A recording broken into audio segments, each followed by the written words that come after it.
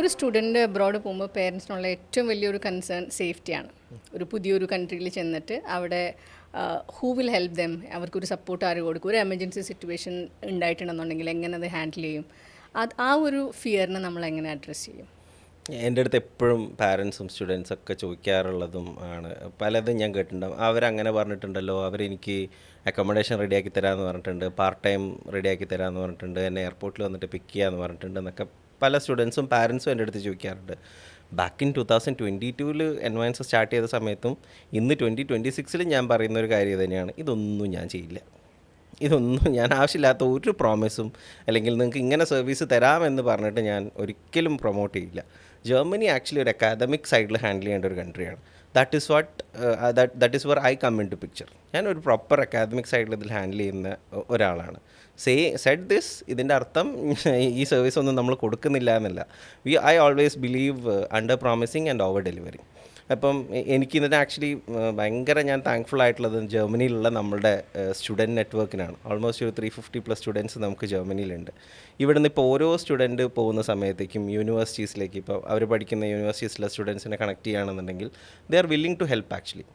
ഇത് നമ്മൾ അവരോട് പറഞ്ഞിട്ടോ അല്ലെങ്കിൽ പല ആൾക്കാരും ഇങ്ങോട്ടൊരു ഇനീഷ്യേറ്റീവ് എടുത്തിട്ട് നമുക്കിത് ചെയ്യുന്നുണ്ട് സ്റ്റുഡൻസിൻ്റെ കേസിൽ. പ്രത്യേകിച്ച് ഇപ്പോൾ പെൺകുട്ടികളൊക്കെ ആണെന്നുണ്ടെന്നുണ്ടെങ്കിൽ അവർക്ക് വേണ്ട അക്കോമഡേഷൻ്റെ സേഫ്റ്റി ഒന്ന് ഉറപ്പാക്കാൻ വേണ്ടിയിട്ട് ഓൾറെഡി നമ്മളിപ്പോൾ അക്കോമഡേഷൻ കണ്ടിട്ടുണ്ടെന്നുണ്ടെങ്കിൽ പോയി നോക്കാൻ ഹെൽപ്പ് ചെയ്യാറുണ്ട്. പല സ്റ്റുഡൻസിനെയും ഇപ്പം നമുക്ക് അങ്ങനെ ഒരു സർവീസ് ഇപ്പോൾ ബേർലിനിലും മ്യൂണിക്കിലൊക്കെ നമ്മളൊരു പിക്കപ്പ് തന്നെ നമുക്കൊരു ടീം തന്നെ വർക്ക് ചെയ്യുന്നുണ്ട്. ടീം എന്ന് പറഞ്ഞാൽ ഞാൻ പറഞ്ഞല്ലോ, ഇതൊക്കെ നമ്മുടെ സ്റ്റുഡൻസ് അവരുടേതായിട്ടുള്ള ഇനീഷ്യേറ്റീവ് എടുത്തിട്ട് ചെയ്യുന്നതാണ്. റൈറ്റ്, നമ്മളോടുള്ളൊരു ഗുഡ് വില്ലിൻ്റെ പേരിൽ ചെയ്യുന്നതാണ്.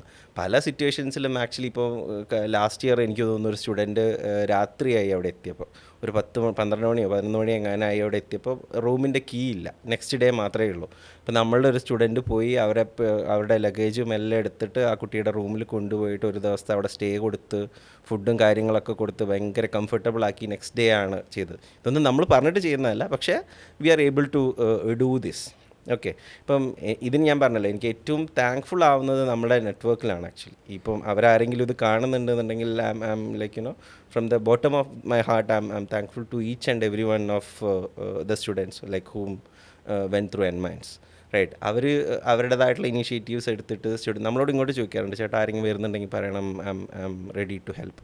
അത് ആക്ച്വലി ഇറ്റ്സ് അവർക്ക് കിട്ടിയൊരു സപ്പോർട്ട് അവരടുത്ത് വരുന്ന ഒരു ബാച്ചിലേക്ക് they are passing it on. Right, പിന്നെ ചില കേസിൽ സ്റ്റുഡൻസ് പറയാറുണ്ട്, ഞാനിവിടെ വന്ന സമയത്തേക്ക് എനിക്ക് ഇങ്ങനൊരു സപ്പോർട്ട് കിട്ടിയിരുന്നെങ്കിൽ എന്ന് ഞാൻ ആഗ്രഹിച്ചിട്ട് അവരുടേതായിട്ടുള്ള ഒരു ഇനീഷ്യേറ്റീവ് എടുത്തിട്ട് വെച്ചാൽ ചിലപ്പോൾ കുറേ അധികം ലഗേജസ് ഒക്കെ ഉണ്ടെങ്കിൽ ക്യാരി ചെയ്യാൻ ആൾക്കാരുണ്ടാവില്ലല്ലോ.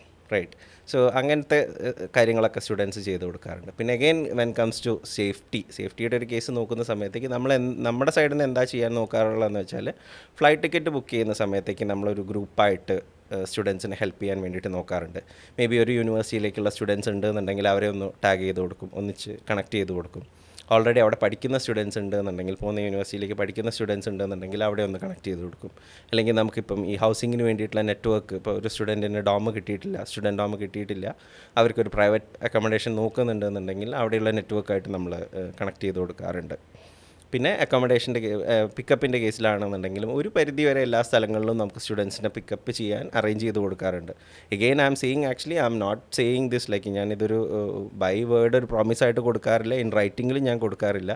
ഇതൊക്കെ നമ്മൾ എക്സ്ട്രാ ചെയ്യുന്ന ഒരു കാര്യമാണ് ആക്ച്വലി. കുറേ സ്റ്റുഡൻസിന് നമുക്കത് ചെയ്യാൻ പറ്റിയിട്ടുണ്ട്.